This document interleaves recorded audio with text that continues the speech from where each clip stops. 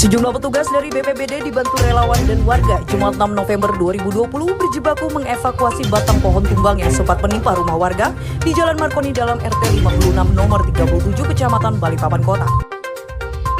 Pohon berukuran cukup besar yang tiba-tiba tumbang sekitar pukul 13.30 WITA. Menyusul hujan yang mengguyur kota Balikpapan sejak subuh juga menimpa kabel jaringan telepon hingga nyaris terputus. Dengan menggunakan gergaji mesin, petugas BPBD bersama relawan memotong-motong batang pohon dan saat ini proses evakuasi telah selesai dilakukan.